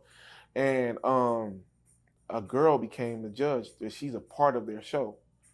Now, when I didn't win the first time, I had already talked to this girl on Instagram, like, oh, I'm not tripping. His song was, you know, if they like it, that's what's up. He's a young artist. He needs these type of things. I'm not no hater. The song was pretty good. I'm like, all right, cool. So she's like, yeah, it's just, you know, everybody's opinion, no problem. Now, the same girl I had a conversation with from when I performed my first song, which was Hot Boy, she became the judge when Pusha Rod had to leave. She stepped in as a judge for when I went the second time. Oh, shit. Right? Now, when I had the conversation with her, it was no derogatory conversation at all. But she was the judge. Now, mind you, I don't know this girl other than what I had a conversation with her about my song and how, whatever. And when they judged my song, she tried to tell me that I was perpetrating. I'm trying to be something that I'm not. How old is she? I don't know. She like 21. I'm like, and the guy, and like the guy that they gave that said he won. I don't know this dude. Yeah. But I'm cool enough to shake his. You are? I don't know. But it don't matter. It don't matter. It don't matter. This generation is different. Right. And I don't even be on that. Do you know who I am? Type of shit for real. Yeah, no, but they didn't know though. I mean, because I don't really brag and boast like that. But when that day, I showed my ass. Yeah. Oh, you did? Oh, I did. Oh, okay. There you go. Because she tried to disrespect me. Yeah. Now, if she would have judged the music and left it at music, that's fine. That's fine. Right. I don't have no problem with you giving your opinion about his music. But they don't know how to decipher in conversation what they're saying, and they think it's all accumulative. Mm-hmm. So when you're talking about me as a person, you don't know nothing about me. Facts. Just because I don't get up here wearing no red rag around my neck, I don't get up here doing no goofy performative shit, you think that I'm trying to be something I'm not. Yeah. When everybody that come up here that y'all keep picking is the same type of people. And they all been up here a bunch of times. I'm not that. And I also feel like they try to give me the pay, because you have to pay to go on the podcast. Mm-hmm. It's not for free. Yeah. Because I'm well endowed. Yeah. So she says, I think you're perpetrating, trying to be something that you're not. And that's where it went left. I'm like, listen, I don't give a fuck about that. You're not going to ever disrespect me. And they thinking that I'm talking to her because she's a woman. I would talk to a nigga like that too. Right. I get like that with anything moving. If you disrespecting me, we're going to address it. Period. And that's where they thought I was trying to I'm like, look, no matter what you do now, you're not going to be the favorite. I don't care. We're not going to talk about me as a man because I'm a real man and I stand on that. If you don't like the music, that's fine. Don't ever talk about me as a person. What the fuck did she mean when she said you're perpetrating something that you're not? I figure I know. But she's trying to say because my energy was I'm doing something, Yeah. And I'm like, bro, this is me. You don't know who I am. Yeah. You ain't never seen me on a stage. You ain't never seen me in front of 10,000 people, which I have been more than one time. Right. And I said I'm a 23-year vet. And it's not how you don't talk to somebody. You will act like it then. Nah, I don't gotta act like it. See, this is the part. Y'all think y'all can say whatever y'all want to people and nobody's gonna react to you. That's crazy. And you think just because you're in a space where you can say a man is not supposed to talk to a woman like that, and a woman's supposed to talk to no man like that. Yeah. It's a call and response. See, I'm comfortable with who I am and why I am who I am, because I'm already situated. Right. Everything y'all doing is trying to get to where I'm at. Yeah. And it's not no cocky shit. But it's like, at the same time, you gotta let motherfuckers know we're not even in the same playing field. Right. Y'all niggas playing softball. I'm in the big leagues. Yeah. Not even on no cocky shit. But just saying what it is. They're just saying what it is. Right. I came here to promote my show. Because I had a show that night. That was August 7th. My show that I was doing with my homie from True Story LA and B2G Records, they was having a show and I was the headliner. So I really went there to promote the show. To a broader audience, because they have a live stream and all of that. Yeah. So I wasn't really there for that, so I really didn't care. But when you start speaking on my character, that's gonna bring something up out of me that ain't nobody gonna turn down. And wherever it go, I'm willing to go. If you got a brother, I would have went there with him. And then what happened was when it released on Instagram, the comments were on my side mostly. Some were with her because they were her friends. Right. Like, oh, why is he talking to a female like that? She not talking like a female. She's talking like a nigga. Right. I'm not turning nothing down but my collar and only stacking dollars, I promise. If we gonna do it till ain't nothing else to do with it. And that's where I went with it. And she in the comments talking crazy. I'm talking crazy too. All right, bet. All right, I'm gonna defend myself though. Yeah. Everybody came oh, she's the villain. Yeah, you the villain. And then she went out of her way to call me a punk ass nigga, a bitch, whatever. All right, now you a bitch. For sure. You's a bitch now. And you're probably a couch surfing bitch. You's a bum bitch. You's a broke bitch. You probably living on somebody. Yeah. Let's be real. Yeah. You still got braces at 30. Stop it. Why are you you wanna go there? We can go there. Yeah. I didn't want to go there. I try to keep it respectful, but since you want to call a nigga out his name, it went there. It went there. Yeah. It went there when you on the podcast. Right. But I was trying to be respectful because I know for sure if one of these niggas step up, try to get them off, it's over. But none of them. Never. Yeah. Listen, bro.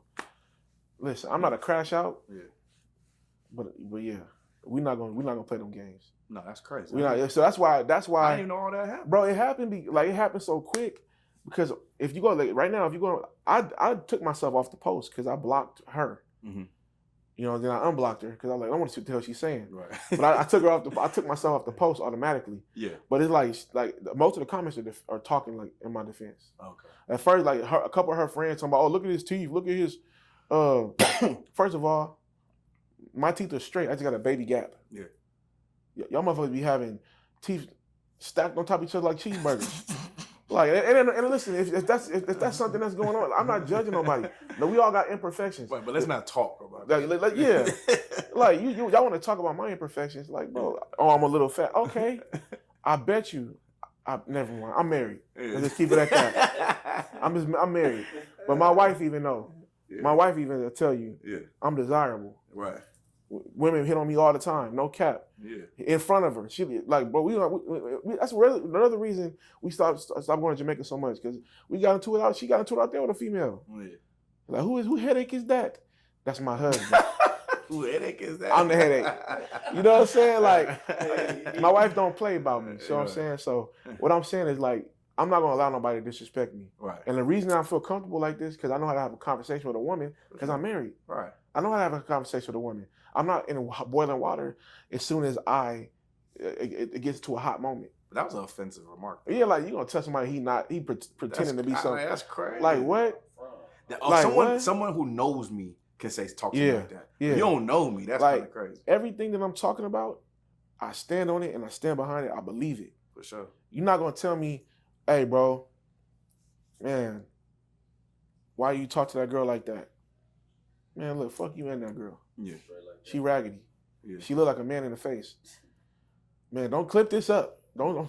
No, I don't leave this on. Yeah, clip this up. Clip this up. Put that in there. And so everybody want to know when I was going to address the podcast thing. Yeah. Here it is. Raw. You know what I'm saying? Right here, my folks. Right. We did it right here.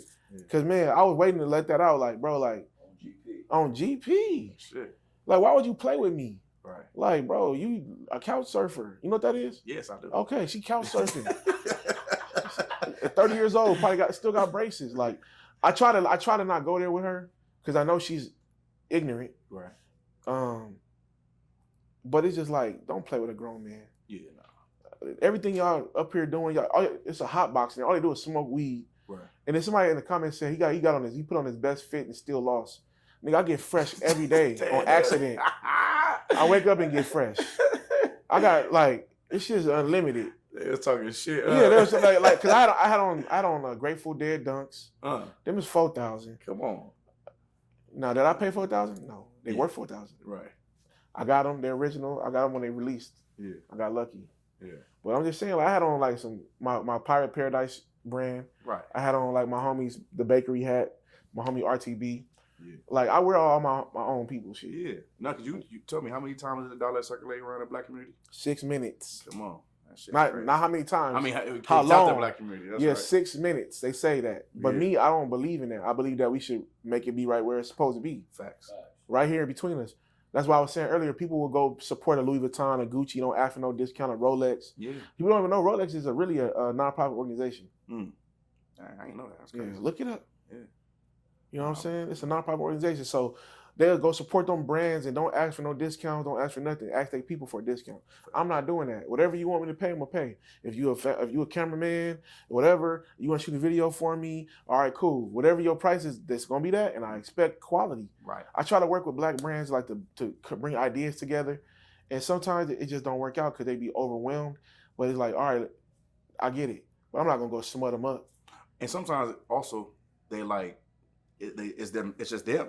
Yeah. You know what I mean? They don't have a lot of helping hands. Right, exactly. Counterparts, they just be them by themselves trying to put it together. For sure. And it took off. Yeah. But like the whole thing is just like, man, we got to support each other. No. And not just give your money to a nigga that's going to go put it in the back of the hands of the white man or the whatever. Yeah. You know,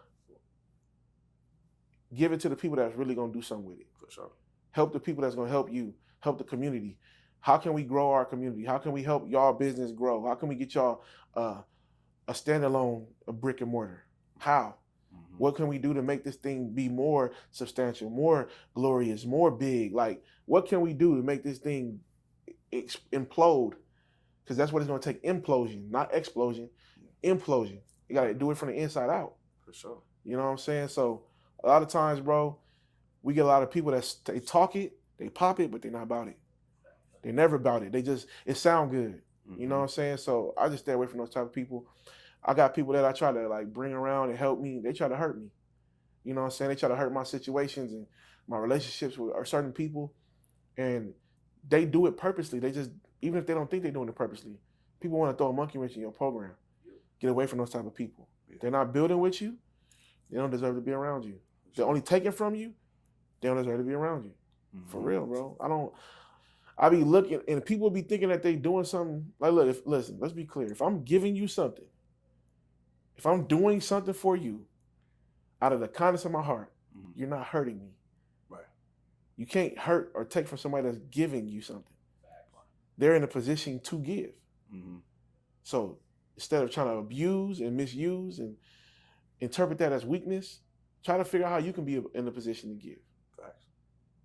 Yeah. You don't got people like that. They thinking how they can keep getting from that one nipple on the cow. Yeah. The other is 4 other nipples. Yeah.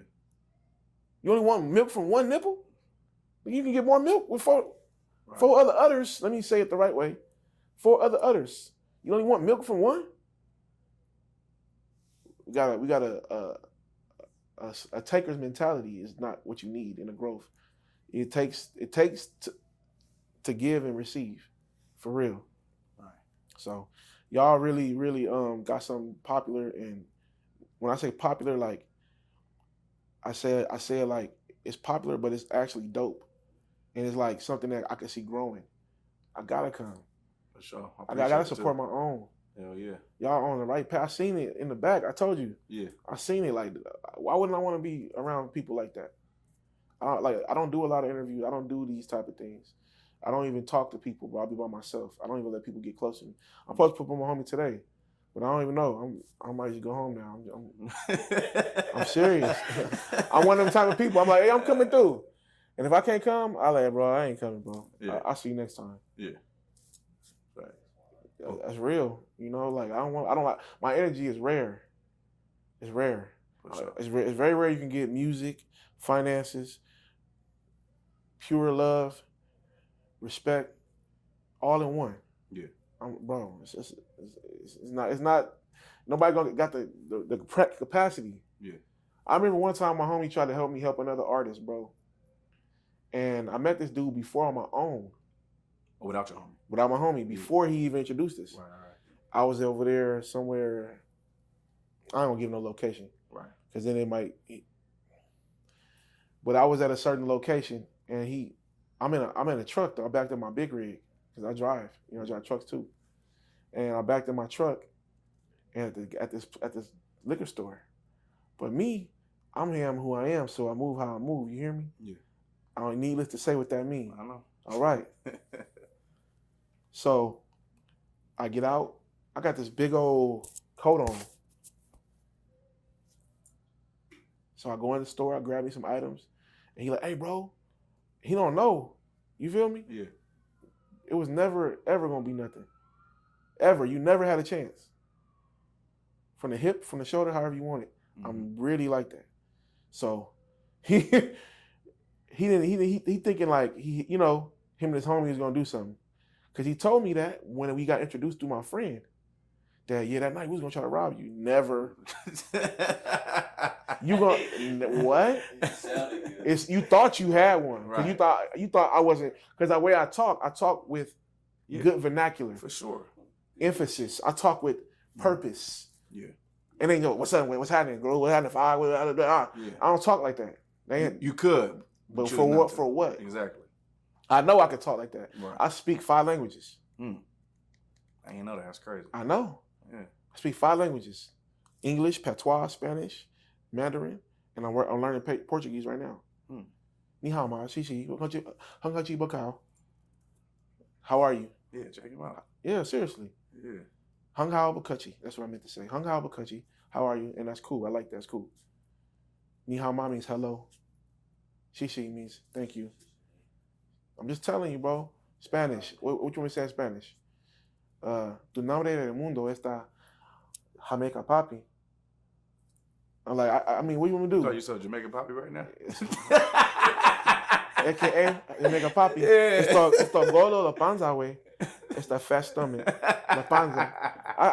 I'm fluent. Yeah. What else? Patois, obviously. Well, go on, brother. If you're not talking, you need to talk for me. Well, you don't hear me say nothing then. Wake up, then, bless yourself, bro. You know what I mean? That nigga, he understood the hell out of you.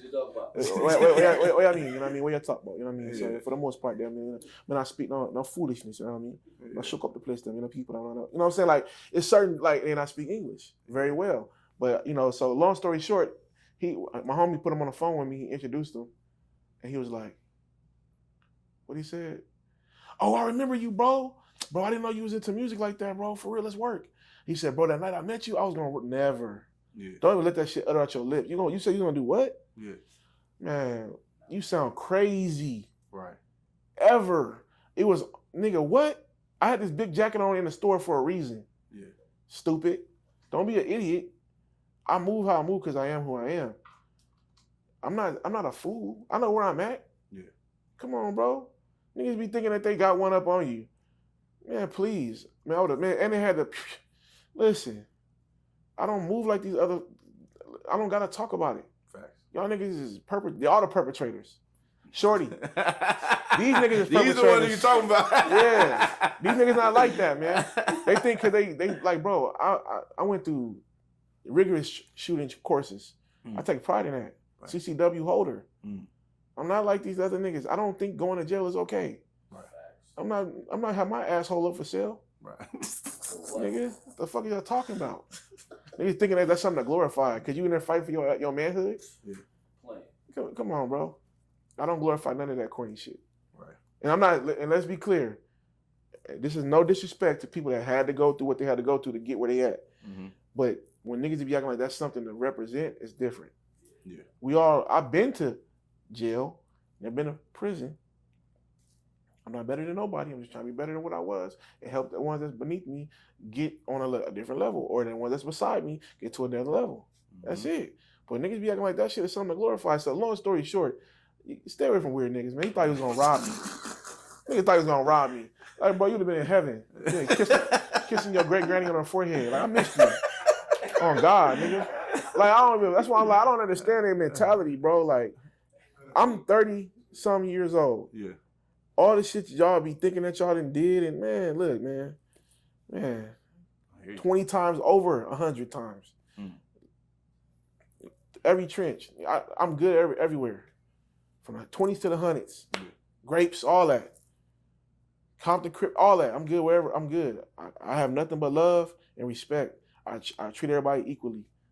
You know what I'm saying? But I don't be on no foolishness, man. Right. Go that way, man. Yeah. Yeah, foolery, you ain't fooling me. You know what I'm saying? Yeah. Keep that shit over there. Yeah. You know what I'm saying? Because, bro, I be like, bro, when he said that, I'm like, bro, I'm not even fucking with you no more. I went on Instagram and blocked this stupid ass. Like, bro, you stupid. You don't even know what I would have did to help you. Because my homie brung you to me. I told the homie, like, bro, get that dumb ass. Like, get this. Block. Man, you block him too. He might get you with some shit. Yeah. Like, he like, yeah, bro, I remember you, bro. You was at the liquor store that night. I was gonna rob. Nigga, what? Yeah. Never. Boy. Even if you was, like, keep that shit to yourself. Why would you even say that to somebody if you thought that that's you was offensive? Yeah. Like, if you thought you was like, what? That's how you know some of these niggas don't got no brain. Right. Why would you tell a nigga you thought you was gonna rob him, right. But now you gotta work with him? Now I think you think I'm a bitch. Like, you know what I'm saying? Even if that's cool. I like that you think that. Yeah. Like, you think I'm a that's bitch? Fine. Okay. Yeah, that's good. I'm glad you think that. Yeah. Exactly. Yeah. That's what I'm cool with that. Right. Yeah, think what you want to think. You're gonna learn faster than I can show you. NASCAR, fast car. I'm gonna show you faster than I can tell you now. Because man, that's what would make you think that was ever gonna transpire? Come on. What? I got this big old coat on. It ain't even that cold outside. It wasn't even snowing. What do you know? Ice on the mountains yet. I'm like, bro, I move accordingly. Right. I used to do private details for security for artists. Yeah. I done been around Paris Hilton, all of them. Yeah, I remember we talked about it. You told me that shit. Come on, bro. Like, I don't even, like, bro, you like, y'all, man. And I'm not talking like I'm just bigger than better than somebody. Anybody can have it. Every dog has their day. Facts. You feel me? But that day would have been your day Yeah. to display in the church face up as you lay. Okay? I'm just telling you, would have cooked your shit like cream brulee. You feel me? That's why I'm like, all you niggas don't understand. Like, bro, I'm really trying to be the brother for this right now. I don't want to be the funny nigga. I'm trying to tell you because I say some shit that had this erupting. Nah, you good. Yeah. So, but you know, I just want to help the youth, bro. For so sure. I started a nonprofit organization called Ram Enterprise. Yeah. So basically, it's my name, Raymond Alan McNally. I have nothing to hide. Raymond Alan McNally Enterprise. Anything's possible with the Ram. We trying to help the troubled teens, and that's what I'm trying to do. I'm trying to get that off the ground all the way. You feel me? For sure, man. And man, that's why we got to work connectors, man. Yes, So we got soldiers. Yeah. You know what I'm saying? We can help all that. We could collab. Yeah, for sure. For sure. I want to get a building where y'all could pretty much do the same thing. Man, come on. I'm trying to get a big building, like it's one downtown San Bernardino that they used to, hit the studios and all that. I think that's the one we need to get. Shit. Let me know. We might need to cut that out so they don't hear that part. Right. Cut that part out. For motherfuckers say it. Yeah. Yeah, they're gonna try to pull up on right by the movie theater. Okay. We need to get that building. Yeah. Okay. That's the building we need to get. Hell It's yeah. big enough. It's got enough space. I'm telling you, you got so many different rooms, performance room. They got all of that. You told me about that years ago or something. Somebody told me about that years I ago. was trying to do a little situation. Oh down there, yeah. Okay. That's the one we need to get. And it's right there. I know the owner. Oh man, come on. And it's prime location. It got the space if you want to throw an event. Got the parking. Yeah. It got everything that you need. Yeah, and to facilitate. Exactly. Yeah, like that's what I'm on. So I want to help the children, bro. For sure. They need to have more outlets. They need to know about I'm tired of just everybody thinks sports is the way out. Nah. Yeah. Or to be a model. Like, bro, it's learn financial literacy. Yeah. It's a boy right now that I not a boy, he's a man. It's a young cat. He's younger than me. He's 24 years old. And he's a millionaire. If not a billionaire, he's a millionaire. 24 years old, driving Bugatti. Brand new Bugatti, not the old one. Yeah. So I'm saying, and he getting money off of like doing the Section 8 homes. Oh wow. He doing it all over the United States. Oh, that's hard. So we gotta move around, bro, and start to travel more and see things because it's more outside of Cali. For sure. Oh yeah, but before we roll though, man, can you tell me about that pirate brand though? The Pirate Paradise brand. Yeah. All right. And like the story behind it, the name behind the story. Okay, so Pirate Paradise, the brand came, for a while, I'm going to be honest with you. I was working on something, like, I didn't know what I wanted to be, but coming from, like, a time where we was, like, 2008, 2009, they was wearing, like, Skull and Bones a lot. Yeah. You feel me? Yeah. That was, like, a thing. Everybody wanted to wear the rock star type of stuff. I had the belt and all that. The belt, yeah. So we coming from that time, I'm like, all right, how can I reincorporate that with what I already kind of am pushing towards now? So that, but really wholeheartedly, I was trying to aim for something that we could stand on, but a street brand, but not really a street brand, but like an upper echelon street brand, like BBC and ice cream and stuff like that, like, like Stussy and stuff, but comfortable stuff. That you ain't got your butt crack out and your stomach. You know what I'm saying? That's what like Red Monkey jeans was hard. Like Red Monkey jeans, stuff like that, right? So, excuse me. So long story short, it's Hunger kicking in. That air pocket fasting right now. Air pocket burp. Like need some in here now, nigga. But so Pirate Paradise basically came from. Like, they try to say that this ain't our land, and we come from across the water. So, pirates were of the Caribbean. There weren't no white pirates in the Caribbean. Right. Pirates of the Caribbean was about a black pirate. That's why he looked dirty all the time. But they didn't want to say he was black. Real shit. So, Pirate Paradise really formed from, my family, my father is Caribbean. My mother is, through her bloodline, Nigerian, Senegalese, Irish, and Blackfoot and Cherokee Indian. Okay. So that's my whole bloodline. I know my whole from the top to the rooter to the tutor. You hear me? From the pistol to the pooter, from the shitter to the shooter. You know what I'm saying? So that's my mom's side of the bloodline. And Pirate Paradise came about because If we came across the water and this ain't our land, we pirates in it. This is our paradise. We're gonna take whatever we want. Facts. A pirate's paradise. I need some of that, John. I got you. Yeah, I got you. I like that. Yeah, you feel me? That's how we doing it. So Pirate Paradise is a brand. It's kind of like what Young Thug brand was. Spider was exclusive. You couldn't get it. No. You got to be given it. That's what it is. You got to be given it. Someone, you can't just have Pirate Paradise. You got to be chosen. You got to be someone. I gotta rock with you. I gotta lock you. I gotta give it to you. I feel you. Hey, real quick, right? We got a brother named Cap Nayathak, and he's Jamaican. Yeah. All right. His name is what? His name is Cap Nayathak.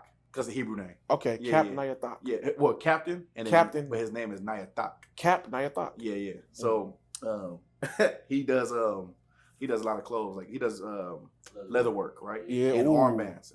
What? So I remember I told him, I said, yeah, the brother wanna get some work from you, sir. And he goes, how, like he want to know his reputation. Yeah. he was like, before I sell it to him, how is he? You know what I'm saying? Yeah. He gonna leave the school. He with us for sure. Like, give him a couple months. Like, just check on him. But he was just like you said. Yeah. I gotta rock with you. Yeah, before for sure. I say you some I don't shit. want no weirdo wearing my brand. I know you're not a weirdo. That's why I would openly give it to bro. Yeah. I know he's a solid man. I watched him before he watched me. I did my research. I don't just pop up on people. I don't pull up on nobody. I don't go places where I could be harmed. I don't do nothing I don't put myself in harm's way because what's the purpose of that? How does that benefit me? Right. Makes sense. This benefit me because I'm building a brotherhood. That part. This is a bartership. We don't gotta talk about none of the other stuff that these people, Yeah. for real though. So that's why I try to tell people like, be careful who you incorporate yourself with, who you allow to be a part of your whatever you got going on, your circle. Mm-hmm. There's too many squares in this world. They don't belong in your circle. Right. And what a square is, and we ain't talking about like just a person that's studious and talks proper. No. He's just not well rounded. Right. You know what I'm saying? So yeah, Pirate Paradise, you're gonna get some pieces, man. I got you. Hell yeah. When you get a chance, make sure you send me your sizes. I'll get y'all all something. I rock with y'all. Yeah. For sure. But like, I mean, yeah, bro, I'm coming different, man. We're not doing it's comfort clothes. Yeah. We're not wearing no bunch of. I'm not with all of that. I like don't get me wrong. It's modern day. Like it's kind of like up to date, but it's more like it's comfortable. Like this stuff from Shein. Like I like to wear stuff that's comfortable, but I don't want to wear no stuff I can't even breathe. It can't. That's me. Yeah, I'm a comfort cat. Yeah. You know what I'm saying? So, we all the same way. Yeah, like this shirt right here. This is Shein. Yeah. I don't really care about all the name brands and all that. Now look, last story. I know y'all like it's getting too long. No, but the Louis Vuitton story. Everybody don't know the story of Louis Vuitton. Okay. The story of Louis Vuitton. The Louis Vuitton story is crazy because I like Louis Vuitton. Yeah. I do have a lot of pieces of Louis Vuitton, but it's because I understand where it come from. Okay. The boy, when he left his home, he was like 13 years old, and he went on a journey to Italy, whatever, to Paris, whatever, to become he wanted to do designer. That's what they said. It's the story. And along the way, he learned how to work with wood, metal, and leather. So when he got to Paris, he was fully developed. And as far as his skills, he was 16 or 17 or something like that. And he started to make this brand. And he was the only one making trunks at the time. See, Louis Vuitton came from trunks for the boat. Damn. They put them on boats. That's crazy. Luggage trunks. The luggage trunks. Gotcha. Yes, sir. Luggage trunks. Because on the boat, people go on voyages across the water with everybody got bags and round. They got nice clothes. Now they all round and folded up. So he started making trunks. And these trunks, you can open them up and your clothes be hanging up straight in them. Or whatever. With different compartments. You can put your jewelry, whatever. Put a lock on it. Yeah. So that's where Louis Vuitton was, you know what I mean? Yeah. Now, the logos on Louis Vuitton, those are African logos. Those are from Africa. That's crazy. If you really look at it, it looked like our skin. The brown monogram that's our skin color. That's from Africa. Sheesh. So that's why I kind of like wear it because I like, it's from Africa. Okay. Even though he stole it, yeah, it's African. That's hard. So that's why I wear Louis Vuitton. Yeah. Now nobody else is gonna tell you that because they don't know. They don't know. They don't give a fuck. Yeah. So yeah. We never got to talk about the freestyles neither. Let's go into that a little bit. You sure? Yeah. I thought about it. So I've been seeing some stuff on the internet where everybody's talking about Man, listen, man, wasn't nobody rapping like that back then. It wasn't nobody rapping like that we was listening to. Right. At my age group. It was like me, Serious. Yeah, like it was like, and then after us came, well, no, not just me and Serious. It was like the homie Lucky was rapping, Slam was rapping. It was a couple other rappers in the IE, and then after us came the New Boys. After us came Audio Push. Audio Push are like little bros. Right. You know what I'm saying? So, and ain't no smut or nothing. Just it is what it is. It's history. They were not rappers at first. They were dancers, and that's fine too. Yeah. Ain't nothing wrong with that. So it was only like Hit Boy and Serious and me, and it was a couple other rappers that nobody don't know about. Right. You know what I'm saying? So yeah, like when I'm the one that kind of busted shit open. Yeah. One of the ones, for real. No Epstein. I was scared. No Epstein. I'm the one that kind of made the open this territory, the lane up for it. For sure. Out here. Nobody was not, I ain't trying to, smut on nobody else. Like, let's be clear. Like, it's other artists. What was his name? Sly Boogie. Oh yeah, Dirty Birdie. Yeah. Like, ain't no shot at them, but we was not following their footsteps. When I was like at my age of rapping, I told you, Hazion, KP, they the ones that got me to rap. And Mello, my brother Mello, I rapped my first song with them. Okay. So we wasn't listening to that. Y'all got a whole different style. I'm listening to I rap. I could get in any pocket. Okay. But I was listening to shit like Jada Kiss, like Lloyd Banks. I'm listening to G Unit. I'm listening to shit like that. I wasn't in the Game. That's Big Bro. Right. Shout out the Game. That's Big Bro right there. I was listening to shit like that. I wasn't listening to that. Yeah. And not to say it like that, no derogatory meaning, but or explanation, but we really changed the culture out here, man. Niggas don't understand that. It wasn't no real rappers like that. Nobody was not checking for these niggas like that. So niggas gotta start playing with that. Like, I used to freestyle on Instagram all the time. I stopped freestyling on Instagram because niggas start stealing my freestyles. Damn. And turning them into songs. But that's a whole nother story. So one of my homies was telling me, like, hey, bro, stop posting on your show freestyle on Instagram. My homie Rico. The homie Rico, man, he told me stop posting my shit because niggas are stealing my shit. Damn. Yeah, man, get deep, man. So I stopped posting on Instagram. I just started going the industry route, and the only time you're gonna hear me is when I release a record. Cause everybody was stealing my swag, bro. Yeah. For real. Like, me and my brother Double, we really like changed the game for real. Like, we was really one of them niggas that, like, the groups, we was really barring shit up because we was listening to like East Coast shit, but bringing it to the West Coast. Yeah. And we trying to do like different shit. Niggas was not on that. That was like Game style too. Yeah, Game too. Yeah, Game had was that barring same- up. Right. Yeah, but Big Bro was barring up. So, yeah, bro, it ain't too many like me out here. I'm really able to go in any pocket from rap to R&B and like really go there though. Yeah. I'm a Swiss Army knife. So they want to keep me in the closet no, not the closet. No Epstein. Keep me in the drawer, not the closet. Oh no. What the hell is going on? He's in the closet. That ain't sound right. That ain't sound right. And you gotta be real mindful of what you say today. You know what I'm saying? But yeah, I was gonna bring it up, but yeah. No, it's all good. No Weinstein. No Weinstein. Yeah, no Weinstein. But yeah, so that's what it.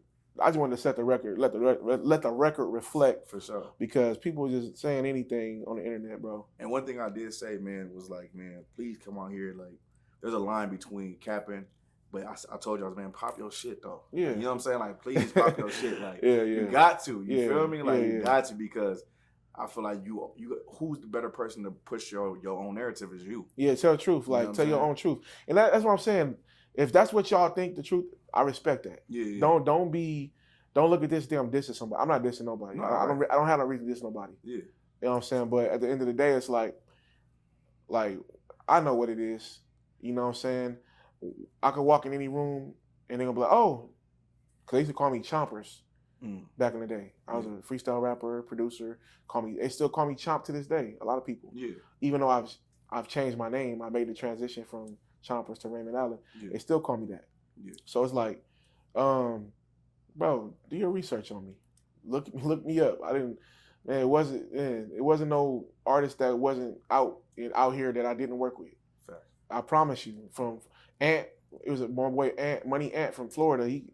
I think he's in jail right now, but everybody was coming to Cali, and I was working with everybody out here. Yeah. That was dope. They were dope artists though. It wasn't just a bunch of money grabs. I didn't have to do that. Yeah. It was, man, they were spinning a bag with me. Like, bro, I'm telling you, I was like, at the time I didn't have no bills for real, but I'll give my mom some bread, or you know what I'm saying? My cars was paid. I always bought my cars cash. Never had no car notes. Yeah. I got grown now I got car notes like an idiot. I got car notes like a mug, but I used to buy all my cars cash. Like, every car I had back then was cash. I never did no car notes like that. So I was just younger, and I was trying. I already had my house when I was like 21. I did a lot of stuff young. Yeah. So like I said, bro, like ain't no shade at nobody. You know what I'm saying? But let's let the record reflect. Come on. I'm a godfather out here. I'm a i.e. godfather legend type shit. You feel me? Niggas don't be acting like they don't know, but they're gonna try to downplay it like, oh, they don't know. Okay, it wasn't no before me. Yeah. Period. And you say you don't do interviews. I'm glad you brought it here to let them know. Oh yeah, let it be known, because it was just everything needed to be addressed one time only. I don't gotta keep going around doing the same thing over. Like I said, like when it came to music, we was the niggas, bro, for sure. I used to make my beats was so crazy. The beats, like we go perform. I performed in Dago. We performed in Dago at the me and my nigga Serious. We did House of Blues. It was the one downtown. It was like the same weekend they did. It was crazy. That weekend was crazy. Funk Flex had the little car show at the stadium. Okay. We had a Pecco? At Pecco or Qualcomm? I don't remember. The Charger Stadium. Yes, that's Qualcomm. Okay, so look, so we get in there. At that time we was with Audio Push, me and Serious, and this is around the time they had Teach Me How to Jerk that just came out. Yeah, I think that's the record. I don't want to lie. And Ben J from the New Boys walk up to me like, bro. They're like, how you know him? I'm like, bro, I'm trying to tell y'all. But I used to date his auntie too, so he knew me. Yeah. But I'm just saying, like, you know what I'm saying? Like, yeah, bro, I'm a staple, man. Sure.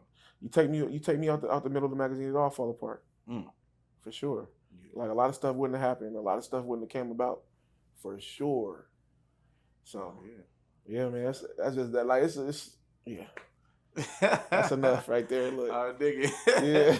All right, man. I hella appreciate you coming on, sure. Man, for sure, dropping it and popping it. You man, for me? sure. You got to. No Weinstein. No Weinstein. Hey, we ain't dropping it. That was mad crazy. Dropping it and popping it. Yeah, that was wild. That was mad wild. And the reason we saying no Weinstein because we gotta stop pinpointing our folks. And disrespecting our folks. When he probably didn't even do nothing wrong. We just saying it because it's so easy to say. It's funny. Yeah. It's like, damn, but them dudes are way worse in actuality. Way worse. You know what I'm saying? So don't take the light off of them. If y'all putting the light on our people, we gonna put the light on your people. Facts. No problem. Yeah. I ain't got no problem saying that. Yeah. You know what I'm saying? Get off Diddy head, man. Yeah. Hopefully come home and be a free man, man. Yeah. Hell yeah. You know what I'm saying? But yeah, like I said, I appreciate you coming on, man. 100%. Shit was epic. Hey, for sure. It was epic. I'm glad that we really got to talk about all the shit we actually talked about. You feel me? Yeah, for sure. So I told you that was the intention because it needed to be said. It needed to be certain things need to be said because the record's not reflecting that the culture has shifted in a bad way. Mm-hmm. We need to shift it back to the right side, to where it need to be, in the center. Right. We need to get it right where it need to be. Everything is not even equilibrium no more because everything is like manipulation. So from how the women talk to men now and how men talk to women too. Like, you know what I'm saying? Like, it just need to change, bro. For sure. I don't know, look, that was a whole other one. Could have went off and down. No, I don't want to do that. Yes, sir. Yeah, no, man. I appreciate you, man. Yes, sir. Good though, man. For sure.